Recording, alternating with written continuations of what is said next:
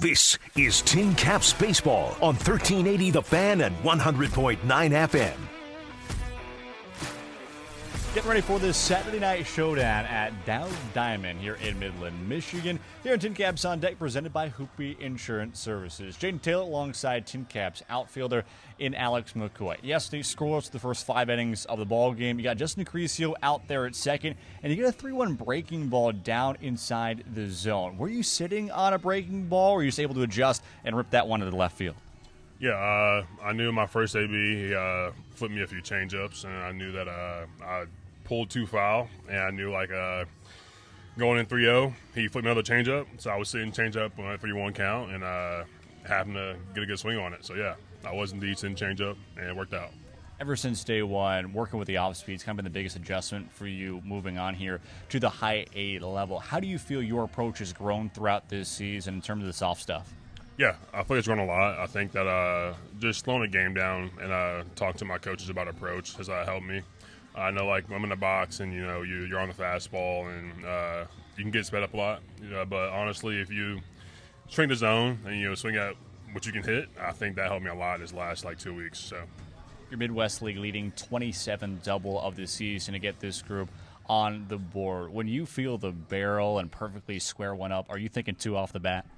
Yeah, especially if I beat the infield. I definitely think if I hit something hard beyond the infield, it's a double. But some of my hardest hit balls this year had been straight at guys, so that's kind of a funny thing I look back on. But yeah, I think honestly, if I hit anything hard to the outfield, I look for 2. Yeah. That was kind of the same case we saw 2 nights ago, an 0-for-4 night on Thursday, but your final 2 balls off the bat, 115 miles an hour, just straight at guys. You look at this game overall, and some guys look at their overall results lesser than they do overall the process and what they're trying to get out of every single at-bat. Not quite the night overall you want to go for 0-for-4, but the positives you can take out of finding 2 balls right over the heart of the plate. Yeah, 100%. But I think those last 2 ABs after striking out twice, put 2 good swings on the ball, and like you said, got some good exit velos on that, and that's a plus. I could have took those 2 ABs and rolled over and struck out 2 more times, but I went to those last 2 ABs just thinking, put a good swing on and see what happens, and the result wasn't, hits, but they carried into the next day and it worked out. So, how much more confidence does that build in you going to the back half of this week that you're seeing the ball really well? Yeah, a lot of confidence. I feel like this is a great team as well to build confidence against. They have good arms, and I think just understanding, how they're going to throw me this week and getting a good swing off, before I get to strikes has helped me a lot. So, yeah, I'm pretty confident these next 2 games. Hopefully I can go out here and just perform. Here at Tin Caps outfielder in Alex McCoy. Speaking of confidence, tonight will be the 8th straight ball game. It goes Justin Acrisio, Ryan Weideman, and you in the top 3 of this order. Yesterday, your 50th RBI of the season. How much confidence is building you having those 2 guys getting on base night in and night out at the top of the card?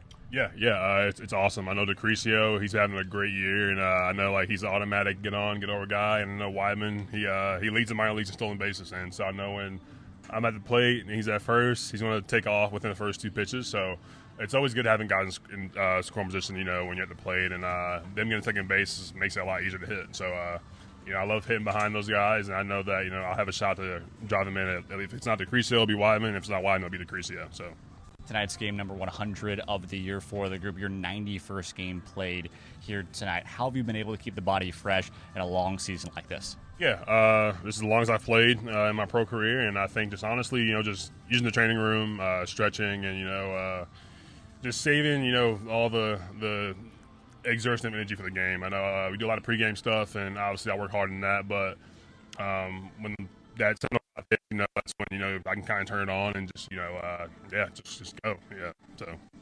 Talking to Lamar King Jr. earlier this week, he said that if he went to college, no matter what, Massage Envy would be his NIL deal to keep him fresh every single day. Is there something you do back at home or out here on the road to keep your body fresh?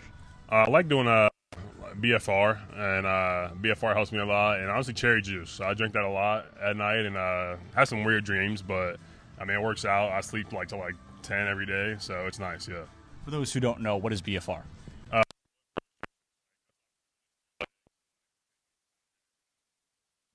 Rush back to your legs, and it does it for about 25-30 minutes. It feels good, so it's nice. Yeah.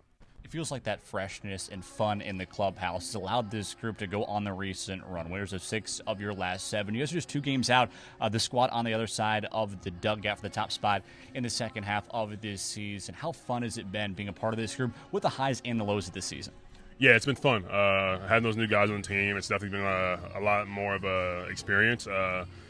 Like Luke Cantwell, he's a fireball, a lot of energy, and no matter if we're winning or losing, he's going to be a guy that's talking and picking us up, and it just feels good when guys ahead of you and behind you can put the ball in play, and they're good and get hits, steal bases, and play good defense. And I think just in the clubhouse we have fun, we're playing good music, and it's just good vibes all around.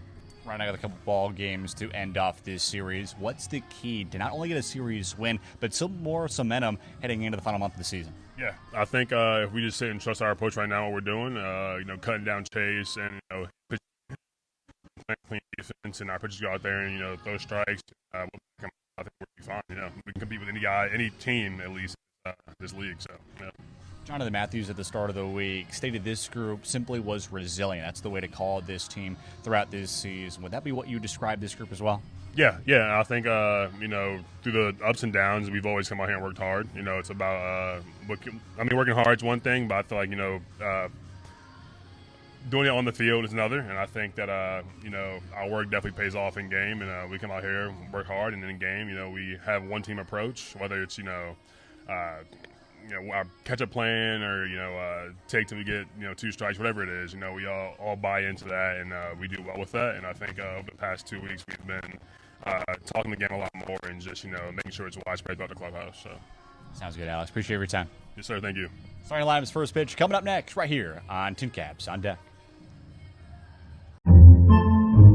Podcasts by Federated Media.